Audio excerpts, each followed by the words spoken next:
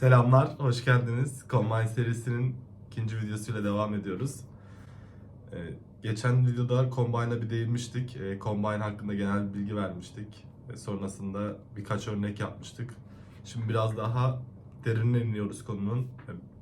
Publisher'lara, Observer'lara falan bakacağız birlikte. Subject'lere bakacağız. İlk örneğimizle başlayalım o zaman. Bir tane class oluşturuyorum. İsmi ViewModel olsun. Bunun içerisine bir published veri ekleyeyim. Var, value olsun. Başlangıç değeri 0 olsun. Hemen bir tane instance oluşturuyor bu ViewModel için. ViewModel. Sonrasında ViewModel'ın value'sunu synclemek gerekiyor. Hemen geliyorum. Bu sync'i anlatmıştım. Observer olarak düşünebilirsiniz. Buradaki value'nun değerini dinliyor aslında. Value döndürüyorum bir tane. Print value'yu yazdırıyorum ekrana. Sonrasında çalıştırdığımda ilk burada altta 0 gelmesini bekliyorum. Çünkü başlangıç değerimiz 0. Sonrasında value'ya bir değer atayalım. Eşittir 10 olsun. İlk 0'ın sonra 10'un gelmesini bekliyorum.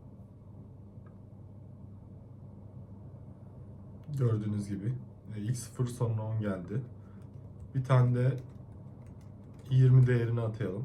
Yine başlangıç değeri 0 olduğu için ilk 0 gelecek. Sonra 10 gelecek. Sonra 20 gelecek.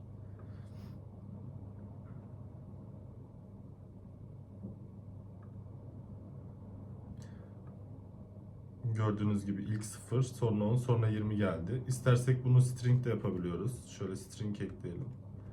İşte name olsun. Sonra gelelim. Burada dinliyoruz zaten bunu. Şunları kaldıralım. Sonra bir çalıştıralım. Name geldi. Burada yine ViewModel içerisinden value'ya değer ataması yaparak buradaki değeri değiştirebiliyorsunuz. Bu da surname olsun.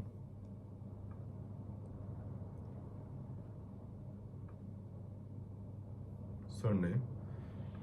Published buradaki ilk veriyi yayınlıyor bize. Sonra buradaki sync ile bu veriyi dinlemiş oluyoruz. Eğer sonra bu ViewModel içerisindeki value'yu değiştirmek istersek buradaki sync bunu dinliyor ve bize yeni value'yu getiriyor, print ediyor. Bu ilk örneğimizdi. Şimdi subject'lere başlayalım. Subject örneklerine bakalım. Yine bir class'tan ViewModel oluşturayım. Bu bir tane subscription alsın. Set ekleyelim bunu. Any cancel label olarak. Şöyle. Bu subscription any cancel label bizim subject içerisinde kullandığımız veriyi store'da tutması için kullanıyoruz. Hemen bir tane de subject ekleyelim. Bu current value subject olsun ilk. Bu yine bir int alsın. Never dönsün bize. Şimdi burası hata verecek bize çünkü bir tane başlangıç değerimi atamamızı istiyor current value subject'te.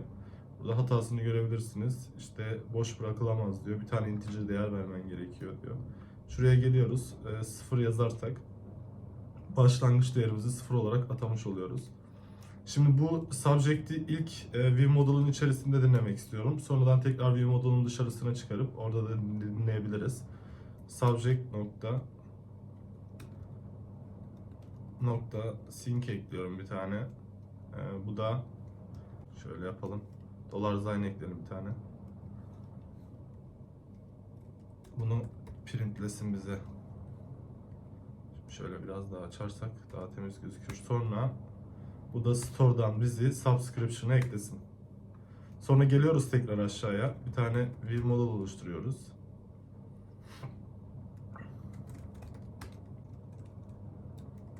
Bu ViewModel içerisindeki subject'e geliyoruz. Buna değer göndermesi yapıyoruz send ile. İlk başlangıç değerimizi 0 vermiştik. Sonra burada istersek farklı değerler gönderebiliyoruz yine. 5 gönderelim. Buraya kadar çalıştırdığımda ilk initialize içerisindeki print değeri çalışacak. Bu da 0 geliyor bize başlangıç değeri. Sonra biz send'i göndermiş oluyoruz. Send 5 olarak gönderildiğinde gördüğünüz gibi sıfırdan sonra 5'i yazdırıyor. Bu initial value'umuz bizim 0. Sonrasında 5'i gönderiyoruz. Şimdi gelelim altına bir değer daha gönderelim. Send 10 olsun. Çalıştırdığımızda yine x 0, 5 ve 10 gelecek sırasıyla. Çünkü başlangıç değerimiz 0. Sonra 5'i gönderdik. Sonra 10'u gönderdik. Burada dikkat etmemiz gereken bir konu. Biz 10'dan sonra veri göndermesini istemiyorsak subject nokta send completion içerisinde finish diyoruz. Böylece işte x0'ı gönderdi, 5'i gönderdi, 10'u gönderdi. Artık biz finish'ten sonra değer göndersek bile subject içerisinden bu okumayacak bize. Çünkü burada tamamlamış olduk. Burada artık finished ile geldik. Dedik ki buradaki subject'te artık bitti işlemimiz. Dinlese bile yani artık buradaki bundan sonra gelecek işlemleri dinleme dedik ve kapattık buradaki kısmı. Şimdi bunu buradan alalım. View modulun altına ekleyelim. İstersek bunu burada da kullanabiliriz. ViewModule.subject diyerek istersek ViewModule içerisinde de kullanırız. Hiç fark etmez. Tamamen nasıl kullanacağınızla alakalı bir durum. Tabi şunu da almamız gerekiyor buradan. Şöyle ViewModule'un altına alayım. Yine subject'imiz ViewModule'un içerisinde. Burada altta ViewModule'umuzu oluşturduk. Subscription'la any cancel label'ımızı oluşturduk.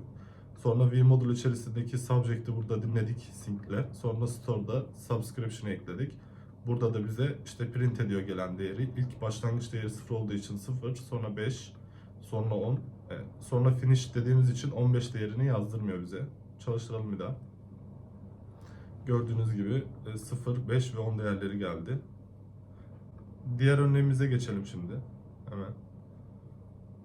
Şunu bir yorum satırına almak istiyorum. Bunu yorum satırına almamdaki sebep diğeri bundan sadece fark olarak initial value'yu almıyor. Yine bir int ve never değeri döndürüyoruz. İstersek bu never'ın yerine error da döndürebiliriz tabi. Hemen class ViewModule yazalım bir tane daha. Bu yine bir ilk önce subscription alsın. Eşittir set any cancel label olsun bu da. Altına yine bir subject ekleyelim. Subject eşittir işte pass through subject olsun bu da. Yine int değeri alsın bize. Bu yine never döndürsün. Int ile birlikte. Sonrasında kapatalım. Buradaki fark işte burada initial değeri vermek zorunda bırakıyor bizi current value subject. Ama burada herhangi bir başlangıç değeri vermenize gerek yok. Hemen bir init içerisinde bu subject'i bir dinleyelim. Subject nokta sync. Yine bu bize print olarak gelen değeri göstersin. Şimdi erase to any publisher'ı göstermek istiyorum şöyle. Bu da bizim subject'imizi genel yayıncı türü olan any publisher'a çeviriyor. Sonra yine bir store ekliyorum. Bunu subscription ile gönderiyorum. Sonra geliyorum aşağıya tekrar bir model instance'ını oluşturuyorum. ViewModule. Hemen ViewModule içerisindeki subject'e bir veri göndermesi yapıyorum. Bu 100 olsun. Çalıştıralım bunu. Şimdi biraz önce burada ilk başlangıç değeri 0 olduğu için ilk 0'ı gönderip sonra 5'i 10'u gönderiyordu. Burada ise bir başlangıç değerimiz yok.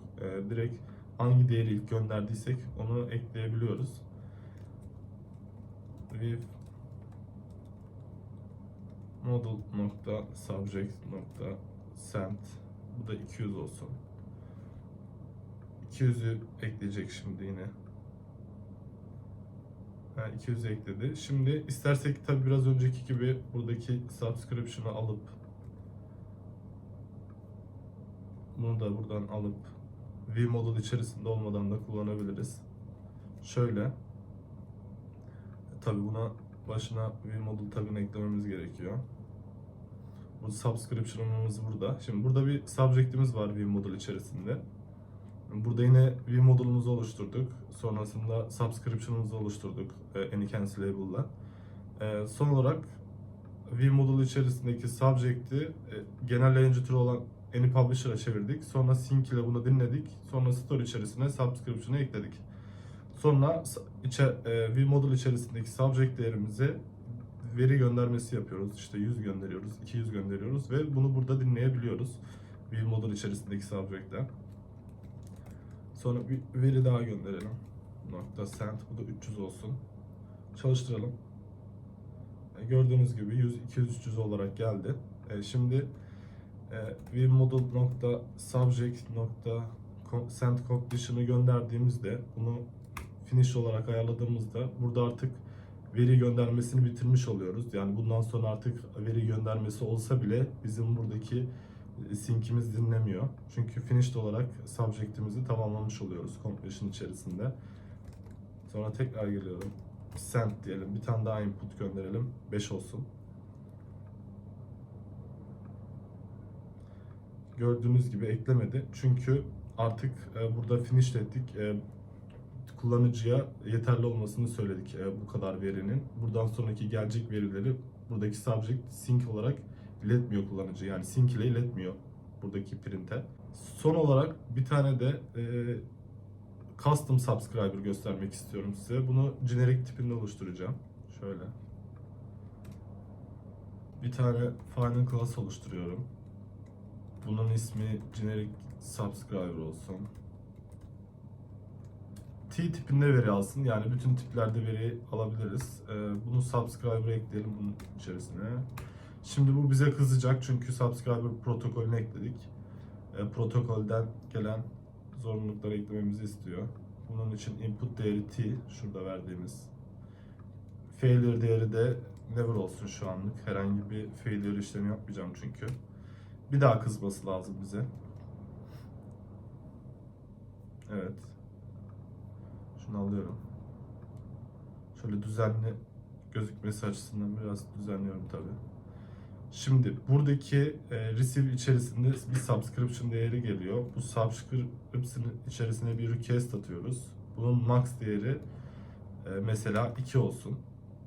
Sonra bu da return.none döndürsün bunu. Burada da herhangi bir şey yapmama gerek yok. Bir tane bir publisher ekleyeceğim. Bunun içerisine meyveleri ekleyelim. Şöyle yazalım. Banana. Apple. Bir de orange olsun. Bunu publisher ile gönderiyorum. Şimdi bir tane buradaki generic subscriber'ımız için bir tane generic subscriber ekliyorum. Bu da ne alsın? Değer tipimiz de string olsun. String çünkü buradaki dizi içerisindeki string değerleri dinleyeceğiz şimdi. Sonra geliyoruz. Burası önemli. Publisher içerisindeki subscribe'a bizim eklemiş olduğumuz generic subscriber'ı gönderiyoruz. Böylece generic olarak bir subscriber oluşturmuş oluyoruz. Şu aradaki boşluğu da alabiliriz. Şunu da alalım. Şimdi buradaki publisher içerisine gelip sync ekleyerek buradaki gelen verileri dinleyebiliyoruz. Hemen bir value döndürelim. Bize value döndürsün. Sonra geliyoruz buraya print value yazıyoruz. Çalıştırdığımızda bütün verileri yazdırmış oldu bize. Banana, Apple, Orange. İstersek bunu int tipinde de kullanabiliriz. Diğer farklı model tiplerinde de kullanabiliriz. Son olarak genel bir bakacak olursak bir tane generic subscriber oluşturduk. Buna subscriber protokolünü konform ettik. Sonrasında bir input, bir de failure değeri aldık never olarak. İstersek bunu error da gönderebiliriz. Burada bir request attık. Request'in min-max değerlerini ayarlayabiliyoruz. Sonrasında yine bu zaten subscriber içerisinde gelen protokolden gelen fonksiyonlar. Burada yine receive'de işte hangi türde olması gerektiğini return ettik. Sonra burada da diğer completion'ımız var. Burada da gelen completion içerisindeki gelen veriyi dinleyip ona göre işlem yapabiliyoruz. Bu video bu kadardı. Bu videoda publisher'a baktık, AnyCancelable'a baktık, işte diğer Restio AnyPublisher'a baktık. zaten sync'le dinleme işlemlerini yaptık publisher'ı. Subject'lere baktık. Generic bir subscriber oluşturduk kendimiz. Ve bu subscriber ile dinleme işlemini yaptık. Yani bu subscriber'ı publisher'ın içerisine ekledik. Ve kendi generic subscriber'ımız ile bu publisher'ın içerisinden veri dinledik. Genel yapı böyle. Zaten bir sonraki videoda operatörlere geçeceğiz. Artık transforming operatör ve diğer operatörlere bakacağız. Sonrasında işte bir tane de uygulama yapacağız. Bunlarla genel ilgili bir uygulama olacak. O uygulama biraz daha geniş çaplı olacak. Orada daha orta seviye anlatacağım genel konuları. Daha iyi anlayabileceksiniz böylece. İzlediğiniz için çok teşekkür ederim. Kanala abone olmayı unutmayın. Kendinize iyi bakın. Hoşça kalın.